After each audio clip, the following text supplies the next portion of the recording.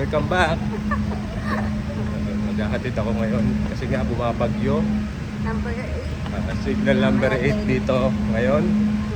Kaya walang makapasok. Tingnan nyo, walang dumadaan. No? Tao-tao. Walang katao-tao, kami lang. Parang Ghost City ngayon dito sa Ghost City lang to eh. Sila ba natin matawag? Daytown. Dito sa Macau ngayon. At mamaya kasi magsi-signal number 10. Mamayang maga, madaling araw. Kaya ihahatid ko muna si Mrs. Lakas na rin nung hangin ngayon. Kaya lang, wala pang ulan. Ambon-ambon lang yung ulan. Kaninang mga bandang gabi lang nagsimula yung ulan. Yung signal number 8 nag-start kaninang 5 o'clock. Kaya start kaninang mga 4 o'clock, wala na mga pasok. Kansilado na ang pasok, sarado na rin yung mga ibang shop dito, katulad ng mga ngayon lang nagsarado yung mga McDonald's. Kasi nga 7-Eleven, oo, wala na rin 7-Eleven. close. Pero mo yung 7-Eleven 24 hours yun. Ngayon lang Nagsara. sa tagal ko na rito sa Macau, ngayon ko lang nakita nagsarado ang 7-Eleven. Lahat ng 7-Eleven nagsarado kasi nga doon sa super typhoon na darating na manggagaling dyan sa Pilipinas. Manggagaling kasi dyan sa Pinas yung super typhoon na to. Yung Nando. Si Nando. Dito si Ragasa. Dito naman si Ragasa. Ragasa dito. Kaya nakita nyo, walang katao-tao. Halos kami lang yung naglalakad dito. Wala akong makitang mga Kasi tao. kanina pa sila naka-check-in sa hotel ng alas 5. Before 5, nandun na lahat ng staff. Ngayon lang mangyayari sa Macau yung ganito. Ayun Ako o. na lang ang Ayun o, hinihintay. may mga sa mga hotel o, may mga nakasilip doon o. Hinihintay nila yung ulan. Yung iba Ayun, nga oh. Hinihintay nila, mga nakacheck-in sila sa hotel. request pa nga ng Ayun, tingnan mo, kitang-kita pa sila, hindi mga nagsarado ng ano nila. Hindi mo lang sila nagsarado ng Hindi na binta. makita yung kung Ayun o, paano titingnan ko pag-ulan. paano lumakas yung ulan. Ayan o. Ayan, dito na kami, malapit sa na kami hotel. dito sa hotel nila. Pati tayo, tiga ingat na para makita nila. O yan. Ayan. Ingat tayo yung ibang ano. Wala na rin yata ang lift eh, kaya naglalakad sila. Meron Meron. yan.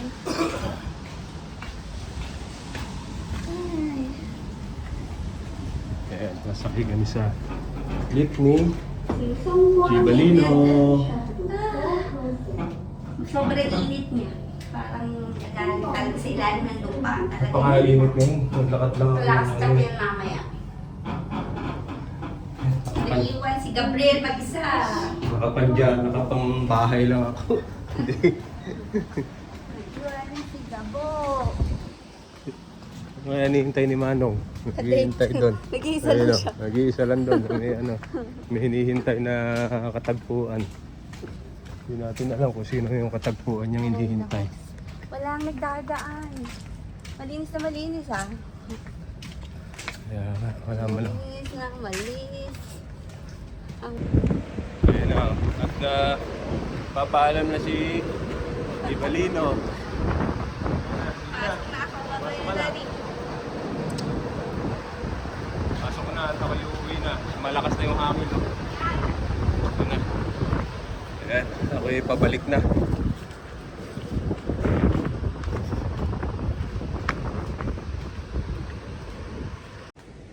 Ayan mga barkada. Wala man lang dumadaan na mga sasakyan. No? Ayan na, nahatid ko na dyan si Gibalino. Ako pabalik na sa bahay. Dadaan ulit ako dito sa tunnel. Ayan po. barkada, naglalakad na ako dito sa tunnel. Ayun. Okay pa, umada pa. Humihinto kasi yung operator pagka walang dumadaan. Maaga ko siyang hinatid si Mrs. Sa kanila kasi kahit malakas ang signal ng bagyo, obligado pumasok pa rin sila. Sa amin kasi pagka ganito na wala nang bus, yung kansilado lahat ng bus. Kansilado na kasi yung mga bus ngayon. Walang pwedeng bumiyahe na transportation, yung public transportation. Kasi nga yung iniingatan nila yun sa bagyo. Kinakancel na nila lahat yun. Yung tulay kasi na 3 tulay dito, hindi siya pwedeng daanan ng mga sasakyan. Sinasarado po siya dito sa Macau. Yung bagong bukas po na pang-4 na bridge dito, yun lang yung binubuksan nila. Bali dinesign po siya na pwedeng daanan ng mga sasakyan. Medyo sinip niya yung gilid para kahit malakas yung hangin, hindi mahuhulog yung bus o kaya yung kung ano man sasakyan. Kasi nung araw daw dito na may nahulog na bus tinangay ng hangin. Nahulog siya sa tulay, kaya yun, para safety, hindi na lang nila pinababiyahe, kinakancel na lang nila. Ayan po mga barkada, tingnan nyo naman po ang typhoon signal number 8 dito. Wala malang hangin, walang ulan, kaya surprise na surprise yung typhoon dito. Ito po yung galing ng Pinas na Typhoon Nando na nalasa po sa Pinas ngayon. Dito parang hindi pa siya dumarating.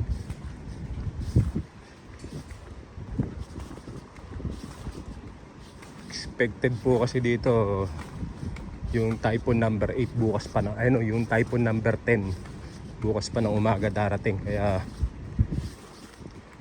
start po last Sunday, nagpanic buying na mga tao dito.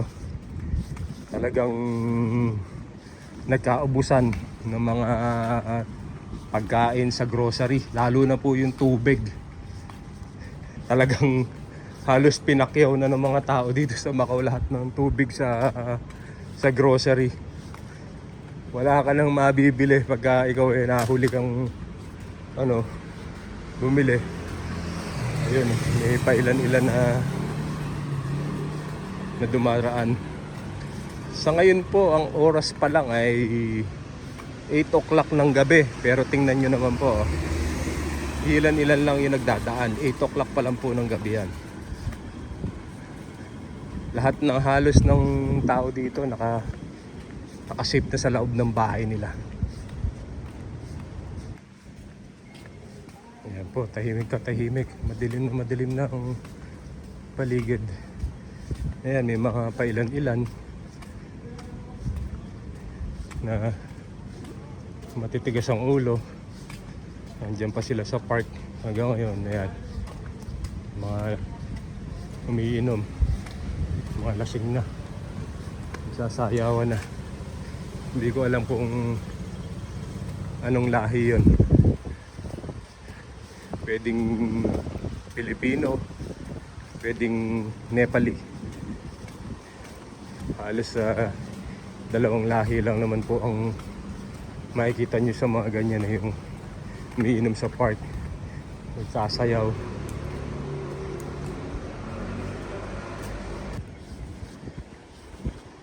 So ngayon mga barkada, ang iba yung init ngayon na nararamdaman ko dito sa ngayon sa Macau.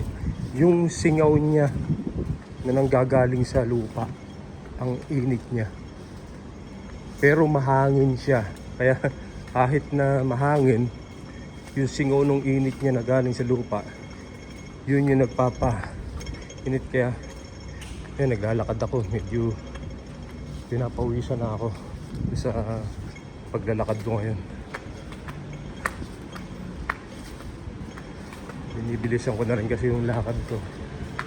Baka mamaya biglang lumakas pa yung malakas na ulan, biglang bumuhos yung malakas na ulan at malakas na hangin. Safety lang po yung inaano natin, iniisip natin. Kaya nga hinatid ko si Mrs. kasi nga ano naman ako sa kanya maglalakad mag-isa, kaya wala naman akong pasok kasi, kaya iniwanan ko na lang muna si Gabriel sa bahay at ako namin hinatid ko si Mrs. Pasensya na kayo mga barkada, hindi na ako marunong mag-vlog. Hindi na marunong gumawa ng content. Meron na yata akong mag-iisang taon na hindi nag-upload. Buhat po kasi nung ma-hack yung account ko sa Facebook, medyo tinamad ako gawa na ng mga content. Kaya eto, medyo naisipan ko na gumawa ng content ngayon. Ayan o, yung mga barkada, yung mga motor dito. Dito na nila pinarada sa matataas na lugar, yung hindi aabutin ng baha. Ito ko kasing lugar na to, medyo mataas to. Pag inabot to ng baha, baka buong Bakaw na, ano na siya, pabahain na. Kaya ito, dito mga nakaparada lahat oh. Ayan oh, dami oh. Tapos yung mga salamin niya oh, nilagyan na nila ng mga tape.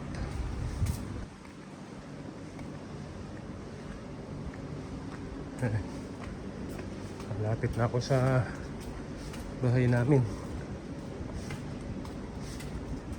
Ay, pagod.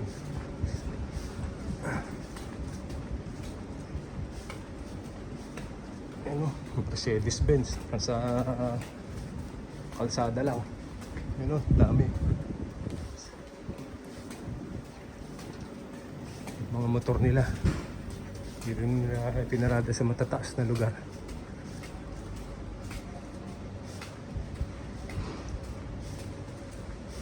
Yan ang mga motor. Ang dami. Pinapayagan naman pagparadahin sila dyan. Ayan o, dami o. Oh. Pinapayagan silang pumarada, magparking ngayon dyan. Kasi nga, may bagyo naman. Kaya okay lang. Barkada o, yung mga salamin nila, pinaglalagyan nila ng tape para hindi siya mabasag. Medyo matibay. Hindi siya basta-basta mabasag. Ayan, yung mga sasakyan din dito, yung mga 4 wheels, bawal sila dyan pumarking. Pero ngayon pinapayagan sila ng pulis kasi nga may bagyo naman, kaya allowed silang pumarada ngayon dyan.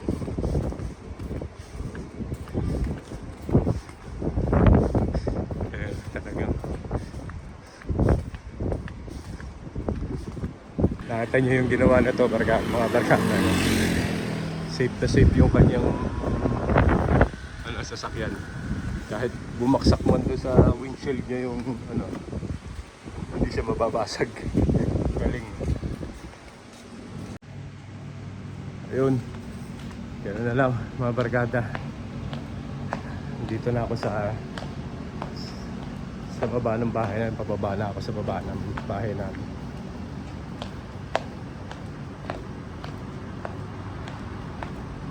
Ganun lang mga barkada, hanggang sa muli. Wow, ganda ng motor na to. Aprila. Ganda. Ayan. Hanggang sa muli mga barkada. Sana na-miss nyo yung vlog ko kahit pa paano. Maraming salamat ulit. At Paalam sa inyo. And out.